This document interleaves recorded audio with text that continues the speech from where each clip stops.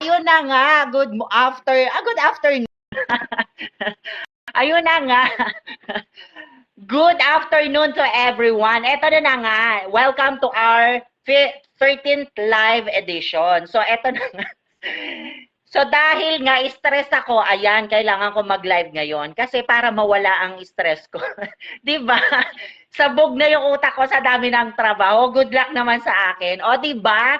Dahil matatapos na ang oras, pahabol lang to sa live. Pahabol. Sabi, ito mga 5 minutes. 5 minutes to 10 minutes ba to? O, diba? Ang bongga lang. O, alam nyo ba to kung ano to? San Goku. Ako, Dragon Balls. Ako sino to? Si San Goku. Ako si San Goku. Hello, good afternoon. Shout out to everyone. Luzon, Visayas, Mindanao. I-tweet na yan. Use hashtag Isanderford na yan. So, eto na nga, lumabas sa tawas. Dahil nga stress tayo, Hello, good afternoon, Cece, Enda. Good afternoon, happy watching. Eat your lunch. Don't skip your lunch kasi it's lunch na. So, yon. Good afternoon, everyone. To all viewers, to all supporters, to all followers, and to all Filipino na nagwo-work sa ibang bansa, sa Middle East, sa amang panig ng mundo. Good afternoon sa inyo lahat, or probably dito good afternoon, pero sa inyo good morning or good evening, ganyan. So shout out sa inyong lahat. Mabuhay ang mga OFW nating mga nagtatrabaho sa iba't ibang part ng mundo. So yan, ingat-ingat kayo dyan. Lagi kayong uminom ng vitamins ninyo, so wag kayong magpapalipas ng gutom. And then kung may pagkakataon mag-rest kayo, matulog kayo ng maaga, do it. Kasi yan ay ikagaganda ng health ninyo. So yun na nga ang lumabas sa tawas. Shout out sa Kaheli Street, dyan sa Kaheli Street, si Miss Jocelyn Mendez, Miss Ana Luna del Carmen, Miss Ate Raquel, asawa ni Jordan. Sino nga ba yung pangalan? Yung nagtitinda ng lumpia, bili kayo sa kanya. Tapos si Jordan. Hello Marjorie Domingo, kumusta naman pagiging guro? Hello kay Ate Mining. Ate Mining, pa-order ako ng order ng palabok. Guys, order kayo sa kanya ng palabok. Masarap siya magluto ng palabok. 500 pesos pataas. Yan dyan sa may Guyabano Street. Shout out sa Guyabano Street. Ay, hello ma'am. Ma'am Nympha Malayo. Good afternoon. I guess ito si Ma'am Nympha. Ano to Maria Nympha. Ay, ma'am, supporter ko to Supporter at saka follower ko to Glad to see you, ma'am, this afternoon. Alam ko ito, nag-share ako ng mga neto, videos yun, yung mga reels niya, yung ganyan. Tapos visit ko yung page nito. Hello, ma'am, thank you for dropping by. Thank you for your support. So, ayun na nga. Shout out sa taga Kaheli Street. Ate Clarissa, yung nagpapataya ng wete. Si Juby, yung nagpapataya doon sa may school, pati sa nanay niya. Hello po, shout out. Nasira kasi yung ng nanay niya yung nagtatahi siya, nagre-repair, yung tailor siya. Nasira yung kanyang so hindi siya makapagtahi. So shout out sa iyo. Siya, magpatahi kayo dun sa kanya, mura lang, wag sa labasan kasi ang mahal. Hello po. Yes po. Ayan si Ma'am Maria Malayo, Nympha. Shout out sa iyo, ma'am. Tapos follow you din si Ma'am Nympha. Sa mga niya, kasi nagbablog po siya, nag-FB din po siya. So, yun na nga. Follow lang din po tayo sa mga natin, sa mga nagugustuhan nating i-support, i-follow, i-likes, i-shoutout, yung ganyan. Wala namang masama doon. So, thank you po sa pag-support. Ayan. Ganyan lang naman po tayo dapat talaga nagtutulungan, di ba? Kasi hindi naman tayo mga bad na tao. Kasi kung bad tayo mga tao, yung iba talaga bad, hindi sila nagsusupport. But anyways, we cannot blame them kasi syempre may sarili silang decision sa buhay. So we cannot please them na sabihin natin, support mo naman ako. No, walang ganon. Hayaan natin silang kung gusto nila mag-support sila. Kung ayaw nila, wag, wala tayong magagawa. Ganon naman talaga ang buhay, di ba? Lagi, I always discuss or I always saying that, may sarili sarili silang kalayaan, hayaan natin sila kung ano man yung gusto nila sa buhay. So yun na nga, magpasalamat muna tayo sa ating mga star senders. Dahil wala naman ako listahan ng star senders ko, ayun. Yung naiisip ko na lang na kung sino yung natatandaan ko. Kasi guys, ang hirap na wala kasi talaga yung listahan ko. Ayan. Hello friend, Sir Christian Dichosa. Good afternoon. Nakaalis ka na ba papuntang ibang bansa? Hopefully or I hope na makaalis ka na papuntang Middle East kasi kailangan mo at the same time syempre kailangan mo talagang ma-explore din yung sarili mo sa pagwo-work sa ibang bansa. Kasi aminin man natin sa hindi, mahirap ang buhay sa Pilipinas. So let's give ourselves na magtrabaho sa ibang bansa. Mahirap man yan sa hindi. Bansa lang ang nagkaiba, tao lang din nagkaiba, pero pagdating doon, trabaho lang din ang haharapin natin. So, shout out sa iyo, Sir Christian. Ingat. Tapos, sana one day soon magkita tayo and then mag-bonding. Ayun, sana makaalis ka na. See you around, whatever, wherever you go. Ingat lagi. Hello, wala pa. Antay ko lang po ang Pidos. Oo nga, magpipidos ka pa sa diyan yan eh. Ang alam ko yung magpidos sa OWA ba yan? Diyan sa may sa may Hilpuyat banda o OWA ng office o OWA ng OWA ng doon sa loob ng saan nga ba yon? Intramuros sa Maynila. Yan, alam ko diyan nag-OWA eh. But anyways, ayan, at least pag nag-OWA ka na, parang last part na yan ng ng pag-a-apply mo bilang OFW. So good luck sa'yo, makakaalis ka na. Congrats! Happy ako sa'yo. Ako nga, pinapangarap ko mag-ibang bansa, pinapangarap kong matagal na, gusto kong mag-OFW, pero hindi ako nakakaalis. Kompleto na ba ako sa requirements? Lahat ng requirements ko lagi namang updated, lagi ko namang nire-renew, pero hindi talaga, ewan ko lang, hindi ko talaga alam kung bakit at hindi ko alam kung anong plan sa akin ni Papa Jesus. Ikaw din, ingat ka din po. Okay, Sir Christian, dito lang ako sa CP mo, online lang siya. Okay. Hello sa jowa mo. Hello sa jowa mo. Sabi nga, wag mong madaliin. Ang pag-ibig, nandyan lang yan. Kahit sa ang corner ng mundo, sa ang corner ng part ng mundo, nandyan lang ang pag-ibig. Ang pag-ibig, nasa harapan, nasa likuran, nasa itaas, nasa baba, nasa tagiliran. Wag mong hanapin.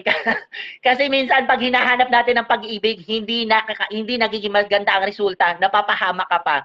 Pero kapag ang pag-ibig, hinintay mo yung parang dead na lang, tapos parang hindi mo siya hinanap, tapos bigla siyang darating. Yun daw yung pinakamasarap na part ng pag-ibig. Totoo ba? Minsan nga, kahit nga hinintay mo lang, tapos pag nasa sayo na, minsan nawawala pa nga eh. Kasi, ang ending, dahil sa third party, third party, sabi ni Angelica de la Cruz, yung artista. Kaya daw sila nagkahiwalay ni John Lloyd Cruz ba yon? At saka, ni John Lloyd ba yon? At saka sino yan? Derek Ramsey ba? Sila ba? Naging ganon? Dahil third party ang dahilan, kaya kayo mag-iingat kayo sa third party doon sa mga ahas. Mamaya hindi nyo alam, inaahas na pala kayo ng kaibigan ninyo, kaya yung kaibigan ninyo, i-monitor ninyo kasi mamaya bigla na lang kayo tuklawin tapos ilagay kayo sa sako. Ayan ang ending, wala nang jowa ninyo. Inagaw na. Sabi ni Sir Christian, salamat din kuya. Okay, Sir Christian yan. Tama ko, yes, tama naman talaga. Kaya mag-iingat kayo sa mga ahas, sa mga ulupong, sa mga viper, sa mga rattlesnake kasi snake kayo ng mga friends ninyo para makuha nila yung kanyang mga jowa. Ayan, kaya mga jowa ninyo, kung ayaw ninyo jowa, wag kayo magjowa. Kung ayaw ninyo ng sakit ang ulo, wag kayo magjowa. Kung gusto niyo naman ng sakit ng ulo, ay magjowa kayo, bahala kayo sa buhay niyo. Gusto niyo yan eh. Wala kayong sisisihin, 'di ba? Huwag niyo sisihin magulang ninyo, kaibigan ninyo. Sihin niyo yung sarili ninyo. Alam niyo na. All right, yun na nga, lumabas sa tawas. Ito na nga, may mga marites. Yung marites natin. Shout out sa mga star sender natin. Miss De La Cruz, Miss Susan Dan, Miss Miss, sino pa ba? Nakalimutan ko, diba? Sa dami at nawala ng aking listahan, shout out sa mga star sender ko. Kung sino may star sender ko, kung sino nagbigay sa akin ng stars, maraming salamat po. Alam mo na yan.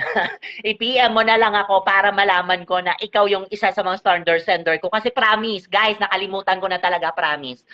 Ayan na nga.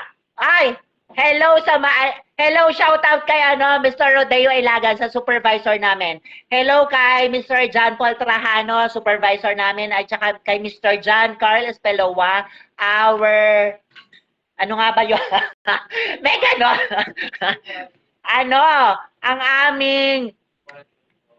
Ang aming Chief Quality Control Officer. So, yon na nga.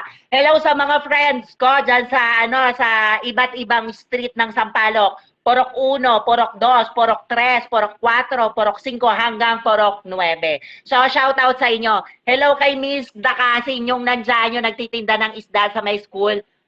Miss Dakasin, sana maubos yung sariwa mong isda na galing ng South China Sea. Guys, bumili kayo, sariwang-sariwa. Parang ako lang yan. Sariwa. May ganon, yung pala binasa na. Bulok na. Yun na nga. So, shout out sa mga sa ating mga engineers, sa ating mga guro, sa ating mga doctors. Yan, shout out sa inyong lahat, sa ating mga factory workers, at higit sa lahat yung sa mga mahihirap na trabaho katulad ng mga construction workers. Hello doon sa pinsan ko na nagko-construction. Hindi, sa pamangkin ko pala, Luel. Abobo, good afternoon. Ingat ka dyan sa pagko-constructions mo. At saka doon sa mga street sweepers natin na mahirap ang trabaho, na nanganganib yung buhay nila dahil dyan sila sa National Highway nagwawalis. Good afternoon. Ingat-ingat. Good afternoon, Ate Mineng. Good afternoon, Risa Kilingin. Thank you sa pag-follow, thank you sa pag-support. Hello, Ma'am Lenny Pineda. Good afternoon. Ito si Ma'am Lenny Pineda, kung gusto niyo i-follow niyo siya. Yan yung isa sa mga nagsusupport din sa akin, nagpa-follow sa akin, tapos ang tawag doon, nag-share ng mga videos ko. Yan, kung bisitahin niyo po yung page niya o yung kanyang FB sa Lenny Pineda. Ayan, marami siya dong ganun lang naman yon. Pag pinalo nyo siya, ipapalo niya din kayo. Tapos pag nanood kayo sa kanya or nag-like kayo, di magla-likes din siya sa inyo. Bigayan lang yan, guys. Huwag kayo masyadong madamot sa mga likes. Kapiraso lang yung likes na yan. Hindi nyo naman ikayayaman yan. Unang-una, napakahirap sumahod sa FB. Kaya yung likes nyo na yan, kahit mag-likes kayo ng ilang beses, hindi rin naman kayo sa sahod niya. Napakatagal, ewan ko lang, kahit tumambling kayo. Hindi kayo sa sahod dyan, unless na lang talaga nakaibigan nyo sa FB Meta. Pwede kayo pasahurin agad-agad. But definitely, napakahirap sumahod, promise. I'm telling you honest truth, guys. Hard to earn money on FB world. Ang ginagawa ko lang ngayon, just like what I have did right now, just like what I'm doing right now, hindi ko yan kinakarir. Kumbaga, gusto ko lang mag-live, di mag-live. Magla-likes ako, magagawa ko ng video. Ganun lang. Huwag nyo i-pressure yung sarili nyo. Kasi unang-una, one of these days, aminin natin ang totoo, malalaos ang mundo ng FB world, pati ang YouTube. Kahit anong social media platform, malalaos yan kasi may babagong paparating, may bagong mai-invento, may bagong i-introduce. Kasi one day soon, we didn't know what's happened next in our life. Parang ganon. Or in social media world. Hello, good afternoon, Sir Naisid Ansari. Good afternoon, Mr. Naisad Ansari. He's from United Arab Emirates or in part of the Middle East. Hello, sir. Good afternoon. Happy watching and happy viewing. Eat your lunch. Don't skip your meal. And guys, sabi nga ni John Lloyd Cruz, yung artista, sabi niya, pag hindi kayo nakakakain, nakapag-skip kayo ng lunch at masakit ang ulo ninyo, don't forget to take medicine, which is Biogesic. Walang hapdisat yan, ingat. So yon, kapag bili kayo ng Biogesic, it's good for your headache. Headache, sabi nga. May ganon. So yun na nga, baba sa tawas. Good afternoon sa lahat. Hello, shout out kay Mama Norma Kayog sa mga pinsan ko, Miss Jonah Laurio, Miss Madeline Abiles, yun dyan, yung nakatira sa Rambutan Street. Guys, kung gusto niyo magpahilot kay Madeline, i-PM niyo siya, magaling siya maghilot. Ayan, tapos nag-FB din siya. Kung gusto niyo i-support niyo siya. Ha, ganun lang. Bigayan lang yan. Walang masama dyan sa pagla-likes na yan, sa pagnood ng mga live or mga nood ng mga videos kasi it's just for fun lang. Sabi nga ng Department of Tourism sa Pilipinas, it's more fun in the Philippines. So yun na nga. Hello, shout out to Jennifer Rosas Millar, yung may tindahan sila ng milk tea, yung Titan Tea po niya. Ay, nako, ewan. Tintan tea, milk tea, yon. Dyan, sa Porok 3, paglabas nyo ng Porok 3 sa Sampaloc Avenue, yan, may tindahan sila dyang milk tea. Tapos may mga burger, french fries, and so on and so forth. Hello sa friend ko, si Miss Aki Hero, yung friend namin ni Marjorie. Hello kay Gemma Molina, yung taga Porok 7. Hello kay Risa Kilingin. Hello kay Ria Kilingin. Hello, shout out kay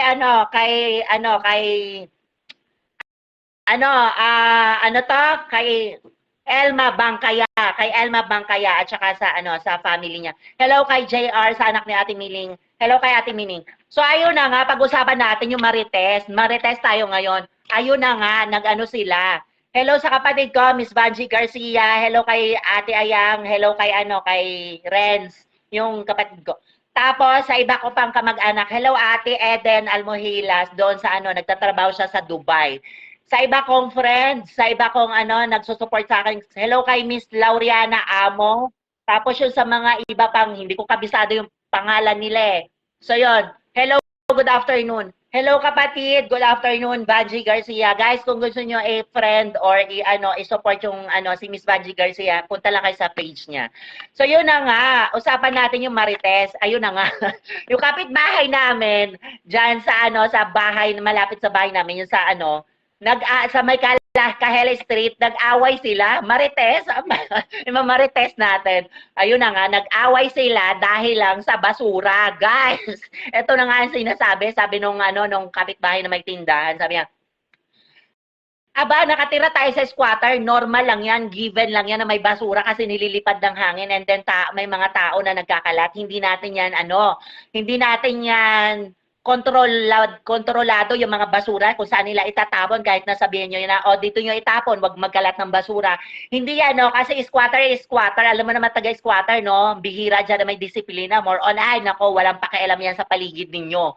Basta kahit nga, yung natutulog ka tapos nagpapatugtog sila ang lakas-lakas ng radyo nila, yung mga speaker nila. Diba? Kasi nga, squatter, wala kayong magagawa.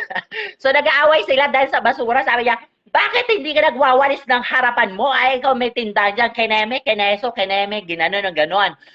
Sabi, ang ending, peace, Marites ka talaga ko.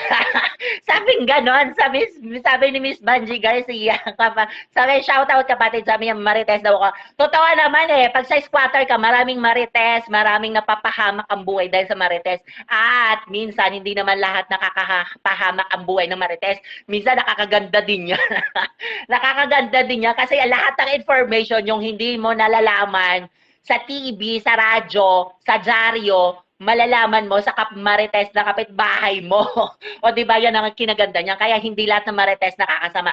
So yun na nga, nag-away sila dahil nga sa basura. Tapos ang sabi nung isa, kung ayaw mo tumira sa squatter, di tumira ka doon sa subdivision. Tama nga naman kung ayaw mong tumira sa squatter dahil may basura, mabaho, maingay, masikip, tapos ang daming hanash, ang daming keneme ng mga kapitbahay mo. Di mag-squatter ka, ang ending, ang problema. Guys, kung mayaman kayo at ayaw nyo ng squatter na mabaho, masikip, madumi, di bumili kayo ng bahay, tumira kayo sa squatter, sa subdivision. Kasi nga naman doon, walang makikialam sa inyo, walang dumi, walang kalat, walang ever. Kahit nga doon, walang papakailaman, hindi ka papakailaman doon kasi ang bahay doon hindi tabi-tabi, ang yung space nila ang haba, yung distance nila very parang 2 houses aparted. So 'di ba kahit nga minasaker ka na doon, kahit nga inano ka na doon, na disgrasya ka na doon, kahit nagpakamatay ka nga doon 'di ba? Oh, shout out ha, walang disclaimer lang to. Totoo naman to, 'di ba? Walang makikialam sa iyo kasi wala kang kapitbahay. Hindi katulad sa squatter. Oh, ang kinaganda lang sa squatter, oh, pag nadapa ka, may tutulong sa iyo para itayo ka kasi nga nakita ka, maraming nakakakita sa iyo. Pag may nangyari sa yung hindi maganda sa loob ng bahay mo, tutulungan ka kasi may nakakita sa'yo, may nakarinig sa'yo kasi nga tabi-tabi lang yung bahay. O di ba yan yung mga ikinaganda ng squatter, hindi lahat ng nasa squatter ay mapangit ang ang ending. Ang mayaman naman din sa subdivision, hindi rin naman lahat doon maganda rin ang ending. May maganda rin naman doon kasi sa subdivision may peace of mind ka, hindi maingay o may kalayaan ka, whatever you want. So walang magmamarites sa'yo kasi wala kang kapitbahay na katabi para imarites ka. So 'di ba? Ganun lang 'yon. So ang ending, hindi pa rin sila nagkabate. Magkaaway pa rin sila yung kapitbahay namin nag-away dahil lang sa basura. So pareho sila may point. Kung gusto mong ayaw maingay, ayaw makala, tumira ka sa village. So mga katulad ng sa Forbes Park, o 'di ba? Kung millions ang halaga ng mga may doon ka. Kung ayaw mo naman, wala kang kakayahan, mahirap ka sa squatter ka tumira kasi doon lang ang kaya mong magbayad ng upa o di kaya doon lang ang pwede ka. O di ba? Totoo naman. So kaya kayo, guys, mag-ano kayo sa sarili nyo, ha? Manahimik kayo. Pag nakatira kayo sa subdivision, di good for you, mayaman ka. Pero kung sa squatter, problema mo na yon, kasalanan mo yan, sa squatter. Pero kung wala kang kakayahan tumira sa subdivision, okay lang din. Ganyan talaga, di ba?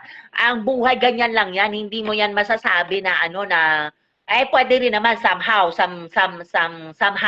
someday, makakatira ka din sa subdivision. Ang tanong, kailan pa yon? Baka pumuti na ang uwak, hindi ka pa nakatira sa subdivision. Sana nga, one day soon yung sinasabi nilang, ang swerte, the luck is yours. So, malay mo, tumama ka sa loto, sinipag ka, tumaya ka sa loto, nanalo ka, hindi makakatira ka sa subdivision, no, di ba?